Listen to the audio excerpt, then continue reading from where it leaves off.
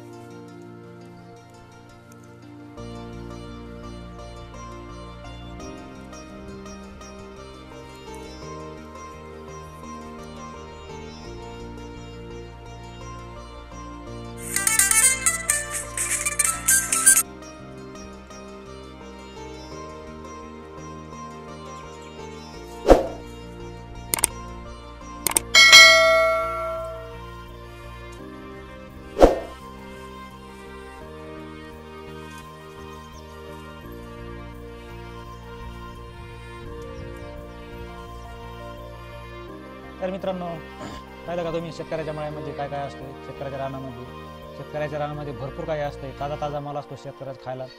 तुम्ही शेतकऱ्याला जर मुलगी दिली तर तुमची मुलगी दररोज ताजा माल खाणार, ताजे फळं खाणार, सर्व काही शेतकऱ्याच्या रानामध्ये असतं. नोकरदाराची तुम्ही जर मुलगी दिली, पैसा भरपूर आहे, पैसा कच्चून पैसा आहे, पण ताजा माल खायला भेटणार नाही.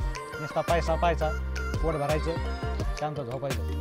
त्याच्यामुळं शेतकऱ्याच्या घरी सगळं असतं. त्याच्यामुळे शेतकऱ्याला तुम्हाला हात जोडून विनंती आहे, शेतकऱ्याला मुली द्या, खुश राहत्यान, आनंदात राहत्यान, 2 वेळचं खायला पोटभर राहणार, एक वेळेस पैसा कमी राहणार, पण खायला प्यायला पोटभर राहणार, खाऊन पिऊन सुखी असणार तुमची मुलगी. शेतकऱ्याच्या घरी खूप काही सर्व काही असतं. तर नोकरदाराला सर्व जे काही असेल ते विकत आणावं लागतं आणि थोडं आणावं लागतं, जपून खावं लागतं, तोलून खर्चावं लागतं, सगळं तोलून बापून असतं नोकरदाराच्या घरी. तर शेतकऱ्याच्या घरी सर्व काय असतं. तर मित्रांनो, कसा वाटला व्हिडिओ आवडला असेल तर चॅनलला सबस्क्राईब करा, लाईक करा आणि शेअर करायला मात्र विसरू नका. तोपर्यंत राम राम.